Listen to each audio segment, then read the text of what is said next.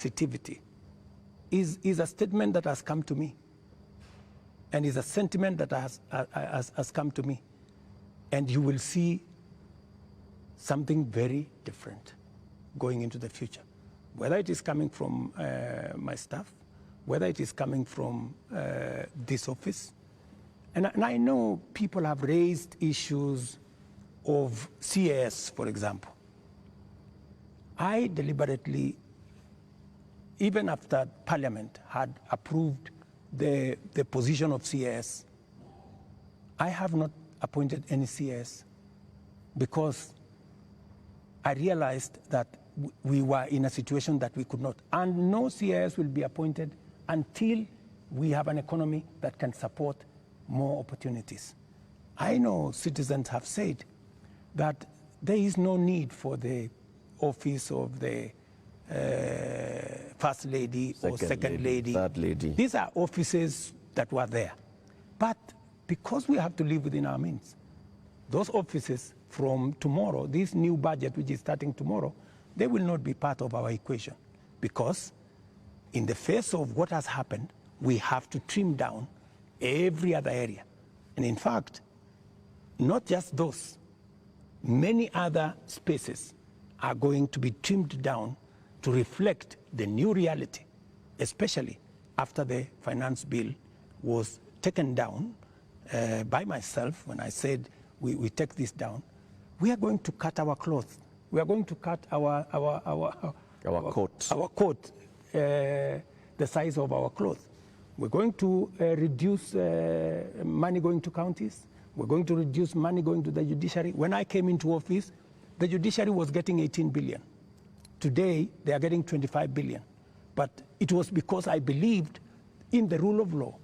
I believed that we needed to do something about making sure that our judiciary has resources, because Kenyans were telling me directly, justice delayed is justice denied. Will you I have the size hired of your government? The highest number of judges under my administration, because I believe that Kenyans must deserve justice. Will you reduce the number of ministers, ministries, or state departments, or advisors? That is an area we are going to target and cut down, because it is the reality we have to face. Mr. President, when things like this happen elsewhere, this is a whole finance bill that's been taken down. Correct. You have people who have been advising you on financial matters. You have people who have been advising you on political matters, listening to the people. You have advisors who have talked down at Kenyans, who have called them spoiled kids, KFC, Java, and whatnot. And you have people who have been around you talking into your ear with regard to some of these things. And many people have ventured to actually say that this amounted to a vote of no confidence. Is there going to be some kind of shake-up that actually acknowledges that this is not where we should have been, and therefore, I am sorry, Kenyans, and this is what I'm doing about it? Because short of that, how are we to know that we will not find more of the same? Watch this space. There are those who have said, now that clearly there are many people who have lost confidence in Parliament, there are those who have lost confidence in you, that maybe the way to regain the legitimacy is to go to an election. There is no provision. You know, we are a country of the rule of law. Yeah? We must, whatever it is that we do, we must keep it within the parameters of the rule of law. And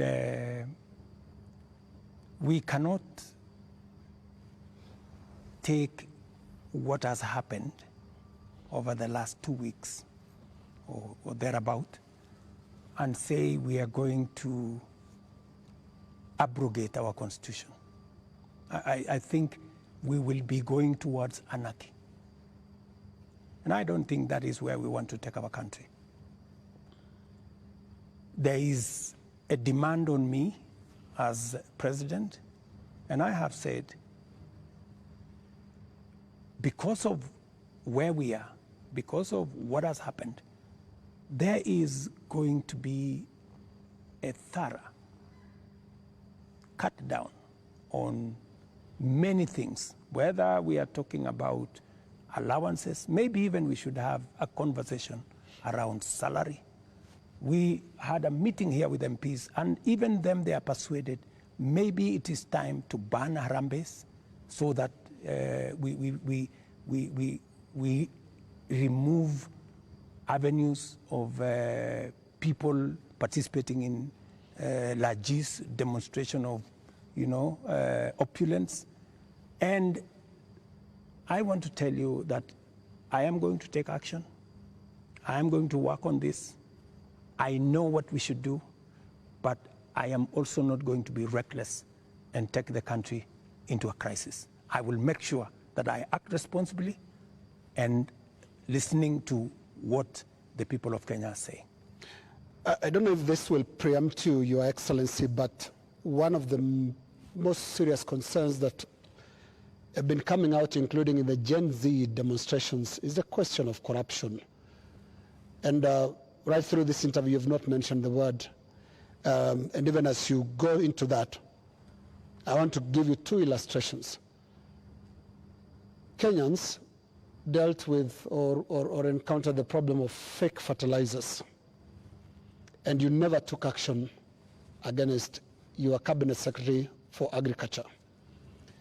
Before that, we had the scandal around the importation of edible oil, which, Your Excellency, we don't know where the edible oil is to date. I don't think it ever found itself to the market. Again, there is a cabinet secretary in that ministry. And also, what got into the market was condemned sugar. And when we look at all the information around these three cases, these are people close to you. They're cabinet secretaries. And so you are unable to take action against them. So why should you be trusted now to act? Because there are those who read and say you are really a hostage of those who campaigned for you to become president. They get away with anything. Three things, Linus. We hadn't reached the question of corruption. So don't unfairly accuse me that I have not spoken to it. I am ready to speak about it. So that's number one. Number two,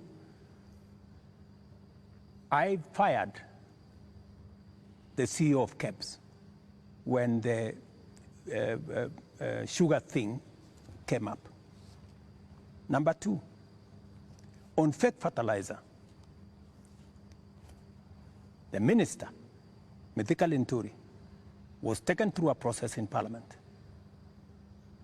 The CEO of National Cereals Board, the General Manager of National Cereals Board, and other 7 members of staff are in court as I talk to you. The people who signed the contract, they are in court. You spare big fish and roast the small fish. No, let me just finish. Yeah. Because I need, Linus, I am a fair person, and I am a believer in the rule of law.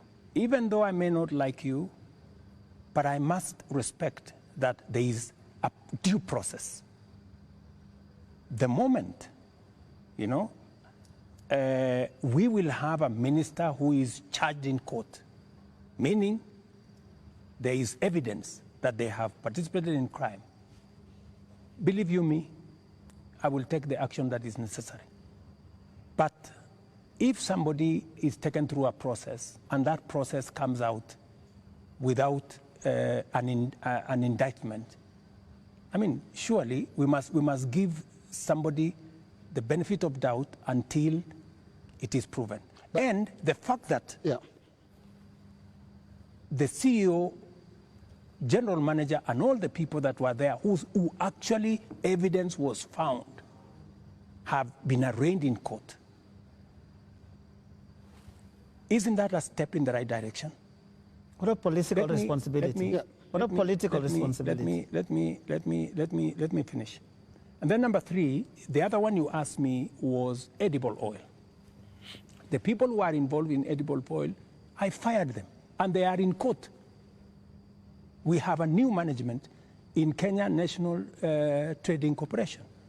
In fact, we've just hired a new management for the Kenya National Trading Corporation. So those are actions that I have taken. And for your information... Void of what Joe is calling political responsibility. Yeah. I mean but you see, else in the ministry can be... But you see, yes. But you see, gentlemen, if there is no evidence against a minister, surely, do you want me to fire somebody if there is no evidence? You know, there was a time, Uhuru Kenyatta, as I served him as his deputy, removed 6 cabinet secretaries. But eventually, they were found that they were innocent, and we had to appoint them to be ambassadors. You know, so some of these, you know, actions must be tampered with process of law, you know, due process. So unless we follow due process, gentlemen, we will end up being something else. Allow me up to this, just a moment, Eric, in a moment, yeah. Because up to this point, Your Excellency, if I don't want us to lose the context, the last 2 weeks have been extraordinary. We've never seen anything like this. You have KDF troops in the streets of Nairobi.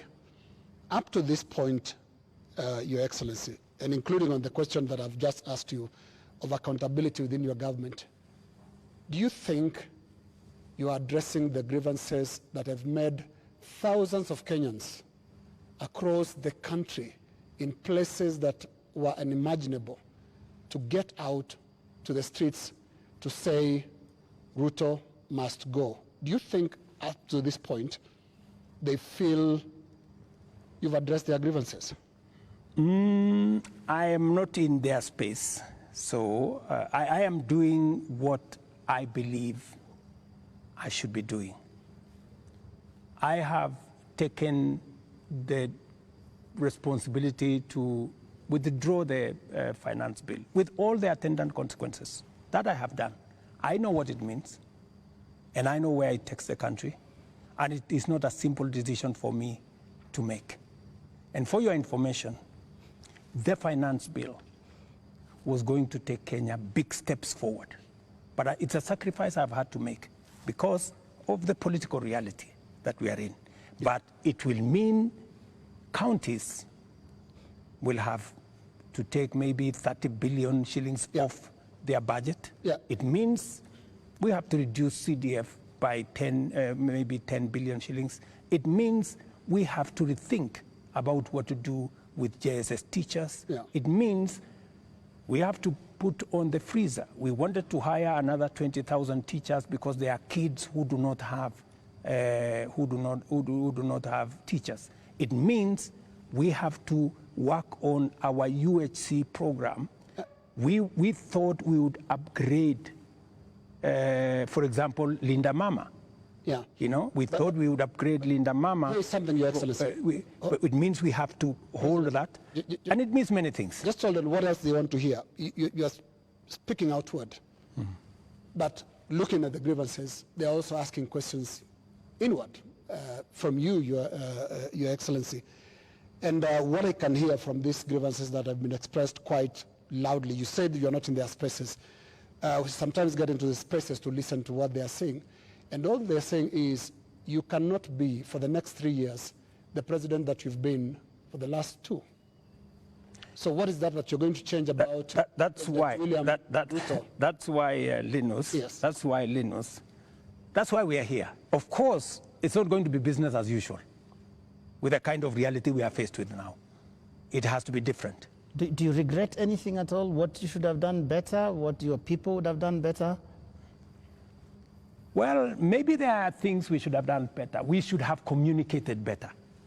I think the biggest problem we have, even with the finance bill, because the finance bill has great things for Kenya. The finance bill says we shouldn't be importing potatoes from Europe. The finance bill says we shouldn't be importing onions or eggs from Europe. The finance bill says we should be growing our own industries. We should be manufacturing diapers in Kenya. We have 10 companies doing that. We should be manufacturing all those things in Kenya. We should be expanding our manufacturing capacity. That is what Finance Bill was talking to. But I am sure we will recover that when we have explained. Yeah. The biggest challenge that I regret is that we didn't communicate better. Maybe we failed in explaining to Kenyans what the Finance Bill was all about. Because I promise you, if I am given a chance to explain to the people of Kenya what was in the Finance Bill and what the Finance Bill would have done for this country, every Kenyan would have agreed with me. But my regret is that they would say you were here, Mr. President. They said you would have explained. We didn't explain ourselves better. Maybe my communication team failed. Maybe I'm sure my communication team failed. Our communication architecture did not deliver, did not get the message out to the people of Kenya. Yeah. In fact, if you look at what people were saying, they were saying, for example, there is a matter of land on the Finance Bill. There was no matter of land in the Finance Bill, not even a single line.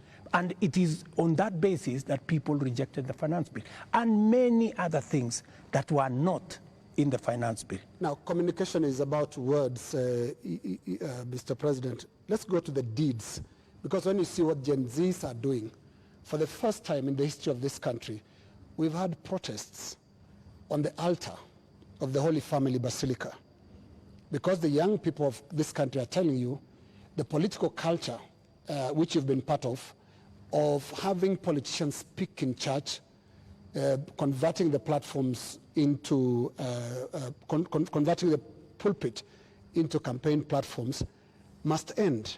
So I'm not hearing you addressing and looking more inward into this whole picture that the Gen Z is painting. They're not just talking about some of those things that you're raising. On that, Linus, I have even had an occasion to speak to church leaders here. On that, on matters of politics on the pulpit, I am 100% aligned. We shouldn't be using pulpits in churches or in any other places of worship to prosecute politics. It is not right. And I agree, we need to change that culture. We need to change the culture of Harambee. Harambee started as a noble exercise. It supported many people to go to school. It supported many people to deal with the challenges of medication and hospital bills. But I think it has been stretched. It bred corruption? It has stretched too far. And I think it's time, corruption? as a country, we must stop corruption. We must stop Harambees, because it is occasioning and it is breeding, if I may say, corruption. Yeah, because when your aide of a much lower pay grade donates 20 million shillings to a church fundraiser, there is something fundamentally wrong. And that is why this conversation is necessary, so that we can stop it. Conversation, Mr. President. On Wednesday, you said you are hearing that there's what the Gen Zs are saying, and you're going to initiate a conversation. We saw the head of public service release a press release saying that there is now a formation of the National Multi-Sectoral Forum that will bring together all people. And you started having conversation with church leaders. The Gen Z, upon seeing this, are saying, we did not ask for a conversation. We asked for action. So what action is going to precede this conversation? Because the conversation is another talk. It reminds people of the NADCO talks, the BBI talks, IPPG talks that just happen and they just don't end. And people are saying, we want action, Mr. President. We will participate in action, in conversations maybe later, but for now, Mr. President, yes, what's the action? I promised that I will engage the young people. Yeah, I promised. I was just making good my promise. And I promised a multi-sectoral forum, and that's what I have put out. I also promised that these are some of the topics I want us to discuss. I want us to discuss debt. I want us to discuss taxation. I want us to discuss unemployment. I want us to discuss corruption. I want us to discuss these issues. And it was a suggestion, and I am open. I am hearing that the young people are saying, we don't want a multi-sectoral forum. Maybe we should have an engagement with the president on X. And I am open to having an engagement with the young people on a forum that they are comfortable with. You're If ready they to go want, digital? if they want me to engage with them on X, I will be there. At this point, Mr. President, do you think you know what the young people want? I have many young people in my house. Are they telling you all is well? The same ones that are in all these other spaces. And they want an engagement. They have ideas. They have suggestions. And I am open. If what we are doing on the digital space, on the housing program, on the export of labor, on manufacturing, if they have suggestions, I am open to those suggestions. They can improve, they can change, they can make new suggestions. And I also have a responsibility as a father, you know, because these are our children. I have also a responsibility to guide and to listen to them and to tell them, yes, on this, I agree. For example, on let's not have a spouse's office. I agree. Let's not have CASS for now. I agree. Let us not have Advisors. Advisors. We will agree. Let us not have churches being a space for politics. I agree. So many of these areas, we need to even have a conversation. If we are paying 46% of our revenues for salaries and wages, when the legally established space should be 35%,